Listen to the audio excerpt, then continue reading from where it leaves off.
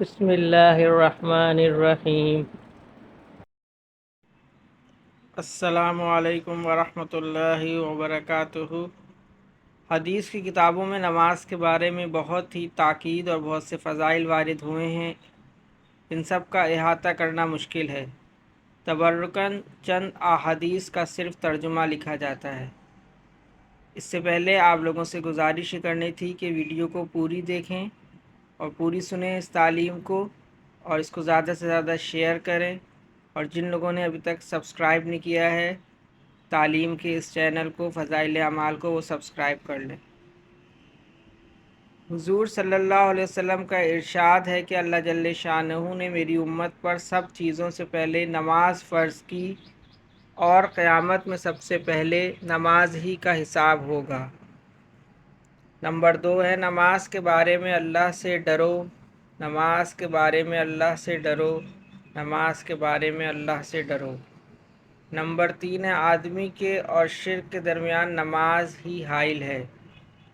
Number 4 اسلام کی علامت نماز ہے۔ جو شخص دل کو فارغ کر کے اور اوقات اور مستحبات کی رعایت رکھ کر نماز پڑھے وہ مومن ہے۔ نمبر 5 حق تعالی شانہ نے کوئی چیز ایمان اور نماز سے افضل فرض نہیں کی۔ اگر اس سے افضل کسی اور چیز کو فرض کرتے تو فرشتوں کو اس کا حکم دیتے۔ فرشتے دن رات کوئی رکوع میں ہے، کوئی سجدے میں۔ نماز دین کا ستون ہے۔ نماز شیطان کا منہ کالا کرتی ہے۔ نماز مومن کا نور ہے۔ نماز افضل جہاد ہے۔ نمبر 10 ہے جب آدمی نماز میں داخل ہوتا ہے تو حق تعالی شانہ اس کی طرف پوری توجہ فرماتے ہیں، جب وہ نماز سے ہٹ جاتا ہے تو وہ بھی توجہ ہٹا لیتے ہیں۔ جب کوئی آفت آسمان سے اترتی ہے تو مسجد کے آباد کرنے والوں سے ہٹ جاتی ہے۔ اگر آدمی کسی وجہ سے جہنم میں جاتا ہے تو اس کی آگ سجدے کی جگہ کو نہیں کھاتی۔ اللہ نے سجدے کی جگہ کو آگ پر حرام فرما دیا ہے۔ سب سے زیادہ پسندیدہ عمل اللہ کے نزدیک وہ نماز ہے جو وقت پر پڑھی جائے۔ نمبر 15 اللہ جل شانہ کو آدمی کی ساری حالتوں میں سب سے زیادہ پسند یہ ہے کہ وہ اس کو سجدے میں پڑا ہوا دیکھیں کہ پیشانی زمین سے رگڑ رہا ہے۔ اللہ جل شانہ کے ساتھ آدمی کو سب سے زیادہ قرب سجدے میں ہوتا ہے۔ جنت کی کنجیاں نماز ہے۔ نمبر 18 ہے جب آدمی نماز کے لیے کھڑا ہوتا ہے تو جنت کے دروازے کھل جاتے ہیں، اور اللہ جل شانہ کے اور اس نمازی کے درمیان پردے ہٹ جاتے ہیں، اور جب تک کہ کھانسی وغیرہ میں وہ مشغول نہ ہو۔ نمازی شہنشاہ کا دروازہ کھٹکھٹاتا ہے، اور یہ قاعدہ ہے کہ جو دروازہ کھٹکھٹاتا ہی رہے تو کھلتا ہی ہے۔ نمبر 20 ہے نماز کا مرتبہ دین میں ایسا ہے جیسا کہ سر کا درجہ ہے بدن میں۔ نماز دل کا نور ہے، جو اپنے دل کو نورانی بنانا چاہے نماز کے ذریعے سے بنا لے۔ جو شخص اچھی طرح وضو کرے اور اس کے بعد خشوع و خضوع سے 2 یا 4 رکعت نماز فرض یا نفل پڑھ کر اللہ سے اپنے گناہوں کی معافی چاہے تو اللہ تعالی شانہ معاف فرما دیتے ہیں۔ زمین کے جس حصے پر نماز کے ذریعے سے اللہ کی یاد کی جاتی ہے وہ حصہ زمین کے دوسرے ٹکڑوں پر فخر کرتا ہے۔ جو شخص 2 رکعت نماز پڑھ کر اللہ تعالیٰ سے کوئی دعا مانگتا ہے تو حق تعالی شانہ وہ دعا قبول فرما لیتے ہیں، خواہ فوراً ہو یا کسی مصلحت سے کچھ دیر بعد، مگر قبول ضرور فرماتے ہیں۔ جو شخص تنہائی میں 2 رکعت نماز پڑھے جس کو اللہ اور اس کے فرشتوں کے سوا کوئی نہ دیکھے تو اس کو جہنم کی آگ سے بری ہونے پر پروانہ مل جاتا ہے۔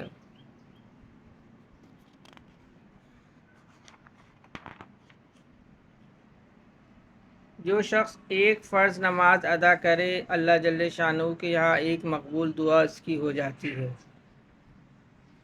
نمبر 27 ہے جو پانچوں نمازوں کا اہتمام کرتا رہے، ان کے رکوع، سجود اور وضو وغیرہ کا اہتمام کے ساتھ اچھی طرح سے پورا کرتا ہے، جنت اس کے لیے واجب ہو جاتی ہے اور دوزخ اس پر حرام ہو جاتی ہے۔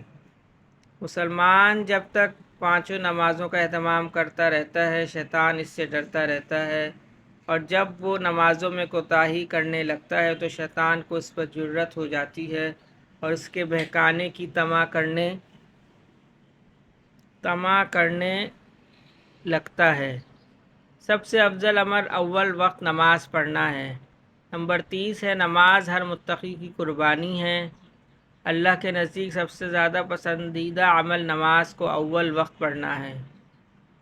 نمبر 32 ہے صبح کو جو شخص نماز کو جاتا ہے اس کے ہاتھ میں ایمان کا جھنڈا ہوتا ہے، اور جو بازار کو جاتا ہے اس کے ہاتھ میں شیطان کا جھنڈا ہوتا ہے۔